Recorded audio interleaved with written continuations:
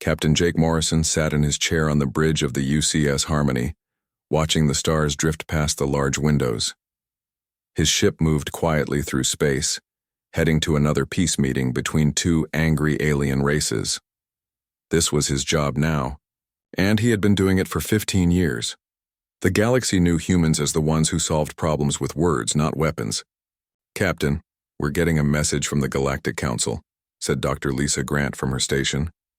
She was the ship's expert on alien cultures and had spent most of her life studying how different species thought and acted. Her fingers moved quickly over her control panel as she read the incoming data. "What do they want this time?" Jake asked with a small smile. The Council always had some new problem for humans to fix. Other species would start fighting, and then they would call for human help to make peace. The Vorthon Republic and the Kellian Empire are having border disputes again. "They want us to mediate another treaty," Lisa said, shaking her head. "Third time this year." Commander Alex Murphy looked up from his security console. He was in charge of keeping the ship safe, though they rarely faced any real danger. Most species saw humans as harmless diplomats. "At least it's not the Draknari this time. Remember how they kept trying to challenge us to combat trials?" Jake laughed. "They stopped asking when they realized we would just talk them to death instead of fighting." The bridge crew chuckled at the memory. The Draknari were warriors who respected strength, but they had learned that humans could bore them into submission with endless peace talks. The Harmony was known throughout the galaxy as a diplomatic vessel. It looked peaceful, with smooth white walls and comfortable meeting rooms. Other species often joked that human ships looked more like hotels than warships. Jake was fine with that reputation. Let them think humans were soft and weak. It made his job easier. "Captain, incoming urgent message," said Lieutenant Ben Clark from the communication station. His voice suddenly became serious. "It's from New Haven Colony." Jake's smile faded. New Haven was one of the newer human settlements, home to about 50,000 people. Many families had moved there to start fresh lives on the peaceful farming. World awe.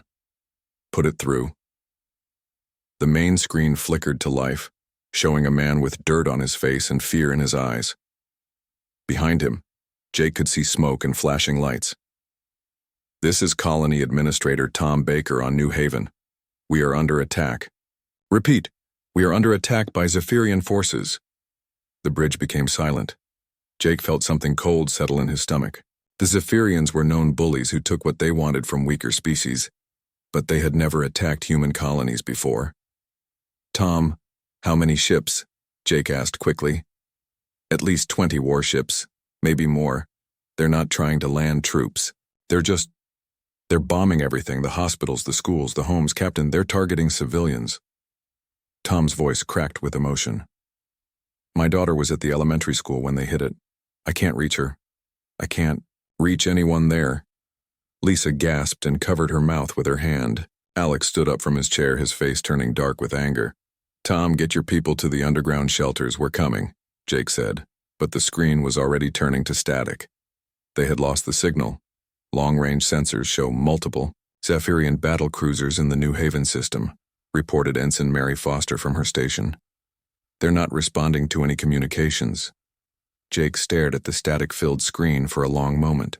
In 15 years of diplomatic work, he had seen many conflicts, but they were always between alien species fighting over territory or resources. No one had ever directly attacked human civilians like this. "Set course for New Haven, maximum speed," he ordered. His voice was calm, but something in his tone made the crew look at him differently. "Captain, should we contact the Galactic Council?" Lisa asked. "This is an act of war against Earth Colony." "Not yet," Jake said quietly. "First, we need to see what happened." As the Harmony jumped to faster-than-light travel, Jake contacted Earth Command. Admiral Karen White appeared on his personal screen in his ready room. She was Earth's main representative to the Galactic Council and had spent decades building humanity's peaceful reputation. "Jake, we're getting reports from other colonies about Zephyrian fleet movements. This might not be an isolated attack," she said. Her usually calm face showed worry. "What do we know about their intentions?" Jake asked. Intelligence suggests they think humans are too weak to fight back. They've been studying our diplomatic missions and concluded that we're pacifists who will complain to the council but take no real action. Jake was quiet for a moment. What are your orders? Admiral White looked directly at the camera. Find out what happened at New Haven. Document everything. The galaxy needs to see what the Zephyrians have done. The journey to New Haven took 18 hours. During that time, Jake walked through his ship and noticed something he had never seen before. His crew, normally relaxed and friendly, had become quiet and focused. Dr. Grant spent hours analyzing Zephyrian psychology reports. Commander Murphy was checking weapon systems that Jake had almost forgotten the ship had. When they arrived at New Haven, what they found changed everything. The colony was burning. From orbit, they could see that entire city blocks had been destroyed. The Zephyrian ships were gone, but the damage they left behind told a horrible story. Captain, I'm detecting no life signs from the main population centers, Mary reported, her voice shaking. Take us down, Jake ordered. They landed near what used to be the colony's main town. Jake led a team including Alex and Lisa to survey the damage. What they found was worse than any of them had imagined. The Zephyrians had not just bombed military targets. They had deliberately targeted schools, hospitals, and homes. Families had been running for shelter when the attacks came. The elementary school where Tom Baker's daughter had been was nothing but rubble. Lisa knelt beside a destroyed playground, her hands shaking as she recorded everything with her scanner. Jake, this wasn't random bombing. They planned this. They studied our colony layouts and specifically targeted civilian areas. Alex stood near the remains of a medical center, his jaw clenched tight. They wanted to kill as many innocent people as possible. Jake said nothing, but something was changing inside him. For 15 years, he had believed that every problem could be solved with patience and words. He had thought that all species, deep down, wanted peace. As they searched through more of the destroyed colony, they found evidence that some colonists had tried to surrender. White flags still hung from damaged buildings. The Zephyrians had ignored them. That night, back on the Harmony, Jake sent his report to Earth Command and the Galactic Council. The images and data he transmitted showed the galaxy something they had never seen before: the systematic murder of human civilians by a species that thought humans were too weak to respond. What the galaxy did not know was that they had just made a terrible mistake. They had awakened something in humanity that had been sleeping for a very long time. And when humans got angry, the entire galaxy would learn to fear them. 3 days after the attack on New Haven, more human ships arrived at the destroyed colony. Captain Jake Morrison watched from the bridge as rescue vessels landed one after another. Each ship brought teams to search for survivors and collect evidence of what the Zephyrians had done. Commander Alex Murphy led the investigation teams on the ground. He had been a soldier before becoming a security officer, and he knew how to read the signs of battle. What he found made his blood run cold. "Captain, you need to see this," Alex said over the communication link. His voice was different now, harder than Jake had ever heard it. Jake and Dr. Lisa Grant took a shuttle down to the surface. Alex met them at what used to be the colony's main street. Now it was just broken concrete and twisted metal. "They didn't just bomb randomly," Alex said as he led them through the ruins. "Look at this." He pointed to a large crater where a building had stood. This was the children's hospital. They hit it with 3 separate missiles. Lisa checked her scanner and looked at the damage patterns. The first missile would have destroyed the building. The other 2 were just to make sure no one survived. They walked to another destroyed area. Alex stopped at a pile of rubble that had once been a school. 200 children were in classes when the attack started.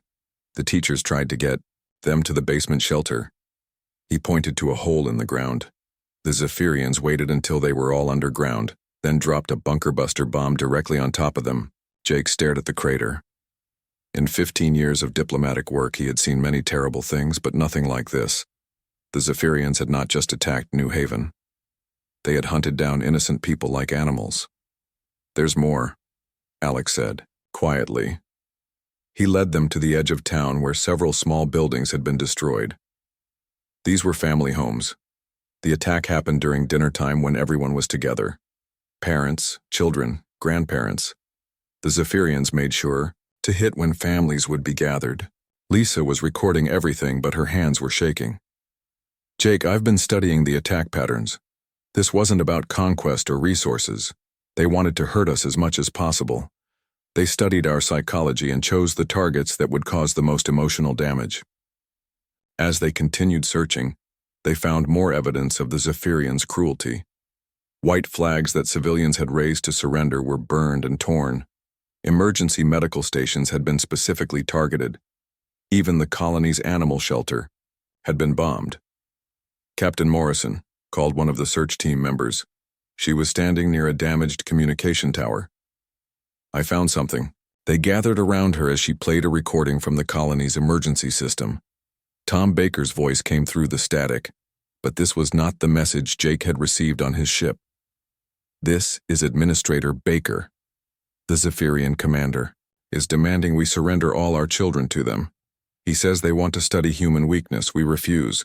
We're moving everyone to the underground shelters.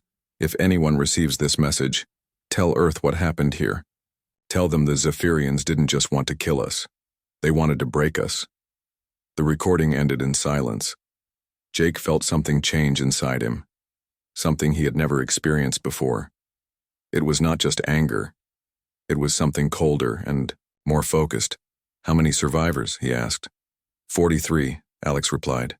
Out of 50,000 people. They're all badly injured. The medical ships are taking them to Earth for treatment. That evening, Jake sent his full report to Admiral Karen White and Earth Command. The data and images he transmitted spread through human space like wildfire. Unlike other galactic communications that went through official channels, this information traveled through private networks, family connections, and personal messages. On Earth, Admiral White stood before the Emergency Council. The room was filled with Earth's military leaders, politicians, and colony administrators. The large screen showed images from New Haven that made grown men and women cry. The Zephyrian Empire has declared war on humanity, White said. Her voice was steady, but her eyes were cold as ice. They have chosen to target our civilians, our children, our families. They believe we are too weak to respond. General Rick Stone, head of Earth's military forces, spoke up. What are our orders, Admiral? White was quiet for a moment. For 100 years, we have been the galaxy's peacekeepers. Other species see us as soft diplomats who prefer talking to fighting. They think we are weak because we choose peace. She paused and looked around the room. They are about to learn the difference between choosing peace and being unable to fight. Are we activating the defense protocols? Asked Dr. Helen Ross, Earth's chief scientist. All of them, White replied. Send the activation codes to every human ship, station, and colony in the galaxy. It's time to show the galaxy who we really are. Across human space, something unprecedented began to happen. Ships that had been conducting peaceful exploration missions suddenly changed course. Space stations that seemed to be research facilities started producing different kinds of equipment. Colonies that appeared to be simple farming communities revealed hidden manufacturing plants. Captain Morrison received his new orders while the Harmony was still orbiting New Haven. As he read the message, he realized that his 15 years as a diplomatic captain had been only part of his job. The other part was about to begin. Lisa, what's the status on our weapon systems? He asked. Dr. Grant looked surprised. Weapon systems? Jake, we're a diplomatic vessel. Check compartment 7, authorization code Omega Black 77. Lisa entered the code into her console. Her eyes widened as new information appeared on her screen. Jake, we have enough firepower to destroy a small fleet. How is this possible? The Harmony was always a warship, Jake explained. We just hid it very well. Commander Murphy was not surprised by this revelation. He had known the truth about human ships for years. Captain, I'm receiving similar reports from other diplomatic vessels. The entire human fleet is revealing its true capabilities. On the bridge, the crew watched as their peaceful ship transformed. Weapon ports opened along the hull. Armor plating extended from hidden compartments. Advanced sensor arrays emerged from what had looked like communication equipment. How long have we been living a lie? Asked Lieutenant Ben Clark. Not a lie, Jake corrected. A choice. We chose to be diplomats and peacekeepers. But we never forgot how to be warriors. Lisa was studying reports from across human space. Jake, every human ship in the galaxy is doing the same thing. Exploration vessels are revealing military-grade weapons. Research stations are producing warships. Trade ships are loaded with marines. What about our colonies? Alex asked. The farming worlds are showing industrial capacity we never knew existed. Mining operations are producing military-grade materials. Even our peaceful research colonies have been manufacturing advanced technology. Jake looked at the images of destroyed New Haven on his screen. The galaxy thinks we've been weak for 100 years. They don't understand that we've been preparing. Admiral White's voice came over the fleet communication system, reaching every human ship and station simultaneously. This is Admiral White to all human forces. The Zephyrian Empire has made a grave mistake. They attacked our families, our children, our innocent civilians. They believe we are too weak to respond because we have chosen peace for so long. Her voice became harder. They are wrong. We are not weak. We are not helpless. We have spent a century learning about every species in this galaxy, while they learned nothing about us. We know their weaknesses, their military capabilities, their technologies, and their fears. The time for diplomacy has ended. Operation Thunder begins now. Show the galaxy what happens when humans get angry. Across human space, thousands of ships began moving toward Zephyrian territory. They moved with purpose and coordination that amazed even the humans themselves.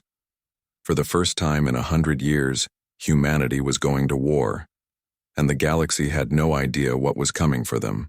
The Zephyrian military base at Kronos Station had never been attacked in its 200-year history. It was the strongest fortress in Zephyrian space, protected by energy shields and surrounded by warships. General Vex Korath stood on the command deck watching his fleet celebrate their victory at New Haven. The humans still have not responded, laughed Commander Zeth, his second-in-command. 3 weeks since we destroyed their colony, and all they have done is file complaints with the Galactic Council. General Korath nodded with satisfaction. I told the High Command that humans were weak. They talk about peace because they cannot fight. Soon we will take more of their colonies. What General Korath did not know was that Captain Jake Morrison's ship, the UCS Harmony, was already in the Kronos system. It had arrived silently, using technology the Zephyrians had never seen before. The ship was invisible to their sensors, hidden by advanced stealth systems that humans had been developing for decades. All weapon systems ready, reported Commander Alex Murphy from his new position as tactical officer. The bridge of the Harmony looked different now. Gone were the comfortable diplomatic chairs and peaceful decorations. In their place were military, consoles, and tactical displays. Dr. Lisa Grant studied the Zephyrian base from her science station. I count 47 warships around the station. Their shields are at maximum power. They're not expecting any trouble. They should be, Jake said quietly. His voice carried a coldness that his crew had never heard before. Alex, target their communication arrays first. I want them isolated. Targeting complete. All 17 human ships report ready. Jake looked around his bridge. Other human vessels were hidden throughout the system, all invisible to Zephyrian sensors. The diplomatic fleet that had spent years visiting alien worlds and learning their secrets was about to show what they had really been doing. This is for New Haven, Jake said. All ships, execute Operation Thunder. The attack began without warning. 17 human ships appeared out of nowhere around Kronos Station. Their weapons fired with precision that amazed even their own crews. The Zephyrian communication towers were destroyed in the first 3 seconds. General Korath watched in shock as his sensors finally detected the human fleet. Impossible. Where did they come from? How many ships? Sir, our communication system is down. We cannot contact the fleet or the High Command, reported a panicked Zephyrian officer. Return fire. Destroy them. But the Zephyrian ships found themselves fighting an enemy they did not understand. The human vessels moved with coordination that seemed impossible. They anticipated every Zephyrian tactic and countered every strategy. Captain Morrison's ship targeted the largest Zephyrian battleship. The Harmony's weapons, hidden for so many years, proved to be far more advanced than anything the Zephyrians possessed. The enemy ship's shields collapsed in minutes. "Sir, the human weapons are cutting through our armor like paper," screamed the Zephyrian tactical officer. "How is this possible?" Dr. Grant answered that question from her station on the Harmony. "We've been studying Zephyrian technology for 20 years. We know exactly where their weak points are." The battle was not really a battle at all. It was a demonstration.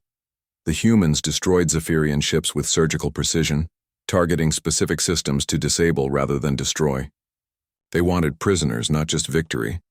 Within 1 hour, the mighty Kronos station was defenseless. General Korath found himself staring at Captain Morrison on his communication screen. "I am Captain Jake Morrison of the United Earth Forces. You will surrender immediately." "You were supposed to be diplomats," Korath snarled. "You were weak." "We were patient," Jake corrected. There is a difference. As Korath was taken prisoner, similar attacks were happening across Zephyrian space. Human forces appeared at 17 different military bases simultaneously. Each attack was perfectly coordinated, striking at exactly the same time despite being spread across dozens of star systems. Admiral Karen White coordinated the operation from Earth Command. The main display showed the location of every human ship and every Zephyrian target. What impressed her most was not the military precision, but the intelligence gathering that had made it possible. "Admiral, we're receiving surrender requests." From 12 Zephyrian commanders, reported Colonel Jim Parker, her aide. "How many casualties on our side?" White asked. "None, ma'am. 0 human casualties across all 17 attacks." White nodded grimly. "And Zephyrian casualties?" "Minimal. Our forces targeted weapons and engines, not life support. We have approximately 4,000 prisoners." The news of the human attacks spread through the galaxy faster than anyone had expected. Species that had seen humans as weak diplomats suddenly realized they had been completely wrong. On the Galactic Council station, Ambassador Trix of the Vorthan Republic stared at the reports coming in from Zephyrian space. "This is impossible. Humans do not have this kind of military capability." "Apparently they do," replied Councillor Kek of the Draknari clans. The warrior species, who had always respected strength, looked at the human battle reports with new understanding. "They have been hiding their true power for decades." Ambassador Nala of the Kellian Empire was studying the tactical data. These attacks required intelligence gathering that would take years to accomplish. "How long have the humans been planning this?" The answer came from an unexpected source. Dr. Grant's report, transmitted to the Galactic Council, revealed the truth about human diplomatic missions. For 100 years, human diplomats, scientists, traders, and cultural attachés have been studying every species in the galaxy. "We learned your languages, your customs, your technologies, and your military capabilities. You thought we were interested in peace and friendship. We were, but we were also preparing." The report continued with data that shocked the galaxy. Human exploration ships had been mapping every star system. Human research stations had been developing advanced weapons. Human trade vessels had been gathering intelligence on alien military forces. "Every time we mediated a conflict, we learned more about how your species fight. Every time we negotiated a treaty, we studied your political weaknesses. Every time we provided humanitarian aid, we observed your industrial capabilities." The galaxy realized that while they had been dismissing humans as weak peacekeepers, humanity had been conducting the most comprehensive intelligence operation in galactic history. On his ship, Captain Morrison received reports from other human commanders. The attacks on Zephyrian military bases had been completely successful. Not a single human ship had been lost, and Zephyrian military power had been crippled in a single day. "Captain, we're receiving a transmission from the Zephyrian High Command," reported Lieutenant Ben Clark. The screen showed Supreme Leader Vok, the highest authority in the Zephyrian Empire. His usual arrogance was gone, replaced by fear. "Captain Morrison, I wish to discuss terms for ending this conflict." "The terms are simple," Jake replied. "Complete surrender of all Zephyrian military forces, reparations for the New Haven colony, and trials for war crimes. You cannot demand our complete surrender. We are a proud warrior race." Jake's expression did not change. You were a proud warrior race. Now you are a defeated enemy who murdered human children. You have 24 hours to accept our terms, or we will demonstrate what happens when humans stop showing mercy." The transmission ended, leaving Supreme Leader Vok staring at a blank screen. Across the galaxy, other species were having emergency meetings about the human revelation. The peaceful diplomats they had known for a century had revealed themselves to be the most dangerous military force in galactic history. The galaxy was learning a hard lesson. When humans got angry, everyone had reason to fear them. 6 weeks after the attack on New Haven, Supreme Leader Vok of the Zephyrian Empire stood in chains before the Galactic Council. The proud warrior who had ordered the massacre of human civilians now looked broken and afraid. His empire, which had terrorized the galaxy for centuries, no longer existed. Captain Jake Morrison sat in the human delegation section, wearing his military uniform instead of diplomatic robes. The peaceful mediator, who had spent 15 years solving conflicts with words, was gone. In his place sat a military commander who had destroyed an entire empire in 6 weeks. Admiral Karen White stood at the speaker's podium, addressing the assembled representatives of 100 alien species. The Galactic Council chamber, usually filled with arguments and debates, was completely silent. Everyone wanted to hear what the humans had to say. "The Zephyrian Empire has been completely dismantled," White announced. Her voice carried across the chamber with cold authority. "Their military forces have surrendered. Their leaders are in custody. Their war crimes will be tried according to galactic law." Councillor Czech of the Draknari clans, a warrior species that respected strength above all else, spoke up. "Admiral White, the efficiency of your military operation was impressive. How long did you prepare for this war?" 100 years, White replied simply. "From the day we joined the Galactic Council, we began preparing for the possibility that someone would mistake our peaceful nature for weakness." Ambassador Trix of the Vorthan Republic looked shocked. "You mean your entire diplomatic program was a cover for military intelligence gathering?" "Not a cover," White corrected. "We genuinely wanted peace. We preferred diplomacy to war, but we are not fools. We knew that eventually someone would test us. We made sure we would be ready." Dr. Lisa Grant stepped forward to address the council. She had traded her scientist robes for a military intelligence uniform. "Every human diplomat, trader, scientist, and cultural attaché contributed to our intelligence network. While we negotiated your treaties and mediated your conflicts, we learned everything about your species, your technology, and your military capabilities." The alien representatives began to murmur among themselves. They were realizing that for a century, humans had been studying them while they learned almost nothing about humanity in return. "But you always seem so weak," protested Ambassador Nala of the Kellian Empire. "Your ships looked like passenger vessels. Your colonies appeared defenseless." Commander Alex Murphy, now wearing his true rank as General of Human Military Intelligence, answered her question. "Deception is a valuable tool. We wanted potential enemies to underestimate us. The Zephyrians fell into that trap completely." "What happens now?" asked Councillor Zeth of the Altarian Federation. "Will humans become the new military power in the galaxy?" Admiral White was quiet for a moment, looking around the chamber at all the alien faces staring at her. "We prefer peace. We always have. But the galaxy needs to understand something important. Peace is not the same as weakness. Choosing diplomacy is not the same as being unable to fight." She gestured toward the chained Zephyrian leaders. "These criminals learned what happens when someone threatens human families, human children, human innocence. They discovered that when humans get angry, we do not just fight.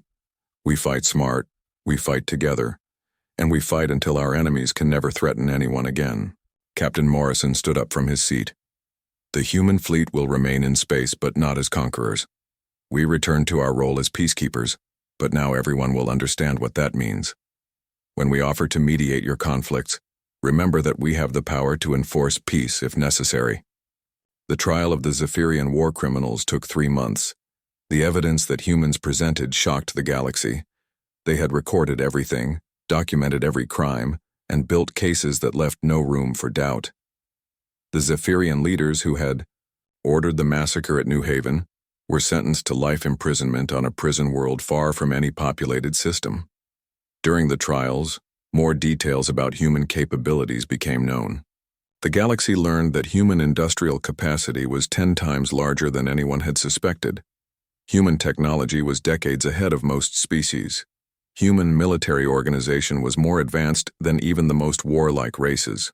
But perhaps most frightening to potential enemies was the discovery of human unity.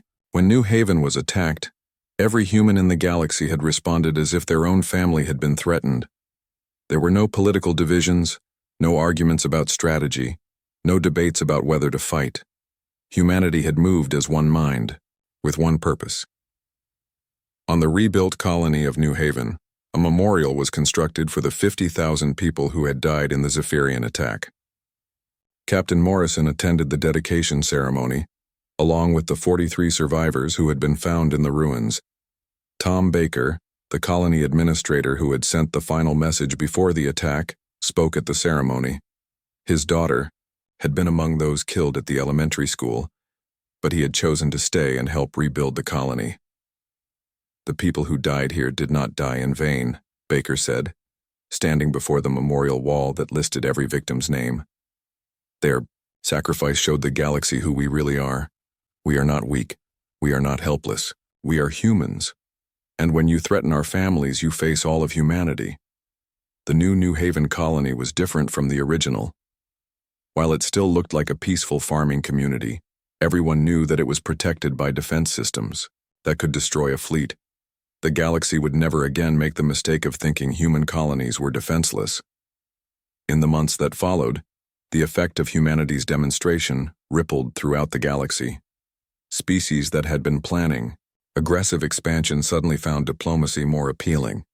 Pirates and raiders avoided human space entirely. Even the most warlike races began treating human diplomats with newfound respect. The Draknari clans, who had always challenged humans to combat trials, formally requested military cooperation agreements. The Vorthon Republic asked for human advisors to help with their defense planning. Even former enemies sought human friendship, knowing that humans were better as allies than opponents. But the most significant change was in how conflicts were resolved.